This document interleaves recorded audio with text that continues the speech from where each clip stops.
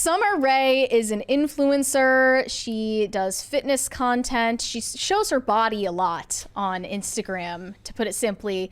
And she recently tweeted an announcement about her personal life, which never needed to be made public information. She said, "I've fallen in love with celibacy. So if you want to date me, we're waiting till marriage." Well, here I was thinking celibacy was a person. She also added, "To anyone being annoying in the comments about my body count, I actually have a very, very, very low body count and only have slept with guys I've been in a serious relationship with. I've never had a one-night stand and have always had a 3-month rule. Thank you very much. Kissy emoji." I like the idea that the guy she's dating, they're just like literally they have like a calendar out and they're just like three months. How many of those like did she extract stuff from and then break up the 2 months and 30 days? I just think if you need to state it that strongly that you have a low body count, you might be overcompensating for something. I said maybe the number of varies that she puts before low body count all different guys would equivalent to one guy. So very, very, very, very, very low body count. So I'm sure. So she's got 3 or 4 guys. Look, there's nothing wrong on its face with the idea of loving the idea of celibacy, but it's that desire that we have as a culture to share it with the world. Why on earth did she need to announce this to millions of people when it would only concern one person, her future husband? And also, I do want to point out that this is where, I'm sorry, where the world is unfair, that if you were posting photos that did not show so much of your body, again, I don't have a problem with you showing your body at all. That's perfectly fine. The problem is that perceptions do affect how, perceptions matter. And when you post things like that, a lot of people are going to make the assumption that you're a more sexually active person than you actually are. I don't think that's unreasonable of people to do so. Well, there's something very schizophrenic about this mindset that people have. They think that in real life, they're one person, and then on the internet, they can just adopt an entirely different persona. Yeah. So she believes that in her personal life, she can be celibate and really value her chastity and modesty and all of these things. But then on the internet, she can show her butt cheeks on Instagram and nobody should find a connection between the two.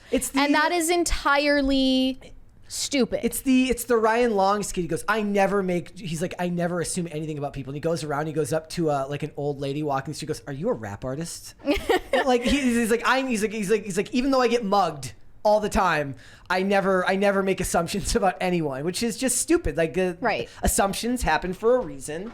This is very, very normal. And look, on one hand, it also would make things probably difficult for her if she had never said anything about this, right? And then she did post the content, but then was always like this in private. There probably would be a lot of guys who would be unhappy with finding out that she was so, stingy with it. I mean, I would say most guys wouldn't have a problem with the fact that she had sex with previous boyfriends. The thing that they would have a problem with is the fact that her body is all over social media. Yeah. I would guess that is, we haven't called the, International Consensus Bureau of Men. We can't phone that in right now. But if I had to guess what the average guy would think, they would think her Instagram is a far bigger problem than her body count that is so very, very, very low. Yeah. In my opinion. And yeah, it says a lot that she felt the need to project this to her followers for whom it should have no concern. I guess it speaks to the disassociation between how people perceive their internet persona and their real life, where normally your real world should in a lot of ways mirror your personal life, or at least you'd think that the outward signs of what you share with the world would portray a more accurate version of who you are as a person, in private. But for people on social media, that's pretty not true. And I guess I can understand it because that's just part of the culture that we live in now, especially for people who make a living with somebody like her, whose beauty is such an important part of who she is. And she is absolutely beautiful. She's a beautiful woman, but I don't find the audience to be the problem that they made these assumptions. I think that that's rational. Yeah. I think that society definitely took a turn for the worse when we stigmatized judging a book by its cover.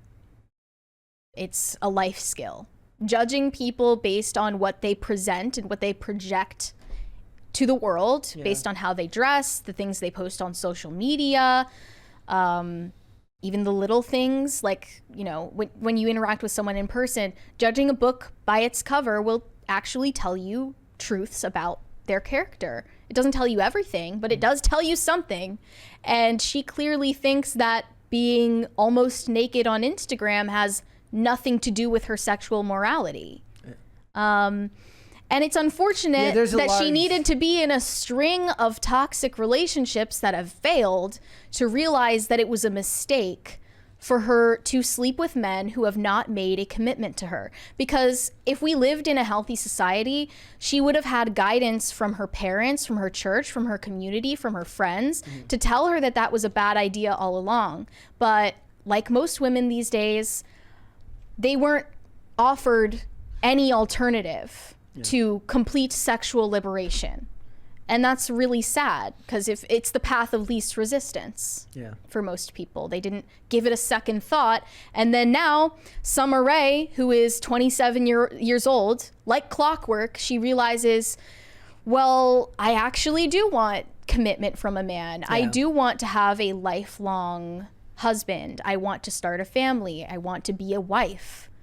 And never was that presented to her as something aspirational. Well, the real question is she going to change her outward persona to match what she claims for wanting in her personal life? My guess would be no. If she does, great. Consistency is great. Consistency matters. But I highly doubt that will be the case, because she makes so much money and gets so much notoriety just based off of her appearance. Also, I'm sorry, but a lot of guys who are under this assumption that she has, like, we've been operating under the premise that she doesn't have the large amount of men that she's slept with. Again, I don't even like necessarily talking about it, because it's first of all, it's such a private topic, but she made it public, so I guess it's fair to speculate. She put it on the table for discussion. It's fair to speculate, but like a lot of guys are gonna be like, so I have to wait now? A lot of guys that they're not going to want to. It strikes them as absolutely ridiculous. And it's going to be, they're going to feel like, so what's wrong with me? So. Right. Yeah. And I don't think that position is unfair either. What do you think of the concept of being a born again virgin then? I mean, she didn't put it in those words, but that's what a lot of people are commenting here. Sure. If you don't make it to public, if you don't use it for clout points online, sure, I guess. I mean, who is this for? And you better be honest about the born again part to the person you're with, to allow them to make a value judgment on whether that matters to them. You shouldn't be lying and saying I'm a virgin when you clearly aren't. Yeah, I remember that when I was talking about this on the Whatever podcast, a lot of the guys in that audience did not like what I had to say, because it calls for a higher standard from the men as well. Yeah. Well, yeah. They don't want to be called to a higher standard. And you know what? That's fine, but stay in your own league. Stay in the leagues of the women who don't care about their chastity then. I mean, this tends to be one of the things that comes up a lot when we talk about like the OnlyFans models and stuff like yes, I mean, again, me and you have different viewpoints on this, which is that I tend to be very live and let live with these things. But I do believe that if you are of the opinion that it should go away and that it's a problem if you're a guy, then it's on the men to destroy the economy from needing to exist by not participating in it. But that's not going anywhere, because if we've learned anything from history, it's that sexuality is one of the easiest things in the world to market, and it's recession proof. It's never going anywhere. It's not going anywhere. It never has. And that I feel bad in a lot of ways for the people who do have that stronger moral stance on it, because I do believe it's a losing battle. I don't think it's something that can be won, especially as we become a lonelier culture than we've ever been, a more physically disconnected culture than we've ever been. As we connect more digitally and far less in the real world, these economies aren't going anywhere. And for those who are dead set against it, they're fighting a battle that's not just uphill, but I believe unwinnable. So the demand and the supply is not going to go away. It's in too great a demand. But to be fair, she's not a sex worker. No, she's just a run-of-the-mill Instagram model that... Here's the thing, like, that's not just that. I'm saying that, like, when they say sex sells, it doesn't always necessarily mean porn. It means that we talk about this all the time. She's actually a good example. It's like, look, no, I don't want ugly people on modeling. I don't want to see fat models. I want to see Summer Rae models. I do. Right? So like that economy isn't going anywhere. Sure. The question is do those models want to also then live by other virtues that run, that don't run parallel with what their personal life is? Yeah. And it's weird. All of this stuff is very incongruous, but I don't know. I don't know if there's a way to fix this problem, but for her, I just think not having mentioned it would have been maybe the better thing. Oh yeah, for sure. Yeah. Well, over the weekend, did you see these a couple of videos from TikTok that were making the rounds? There were these women who decided to, one of them made a PowerPoint presentation on all of the dates and relationships that she went on in 2023, and then the other girl took a video of herself in the mirror every time that she was about to go on a date. She said who it was, where they were going. And that girl, she dated like upwards of, 12 guys or something. Mm-hmm. The girl with the PowerPoint presentation talked about basically just a string of failed situationships and felt sorry for herself the whole time. And the captions were to the tune of, "Women are barely sentient." And my response to it is the same thing I said about Sommer Rae. It's just a sad case. It's a symptom of a larger problem in society that women are not being offered a better, more appealing alternative than sexual liberation. Yeah. I mean, it doesn't even occur to them that there's something better out there. They never even thought of it as a possibility. Right. Because, I mean, their parents are failing them. Their cultures are failing them. We live in such a degenerate culture. And I don't want to just join in on bashing Sommer Rae. Like, I want to be clear. Redemption is available for everyone. And as a Christian, I mean that wholeheartedly. Redemption is available for everyone. God's forgiveness is available for everyone who seeks it. But God's forgiveness is not synonymous with freeing yourself of the worldly consequences of the mistakes you've made in life as an adult. So you have to, seek forgiveness from God. That's the only one who can give it to you. But, don't seek to free yourself from the consequences of what you've done wrong.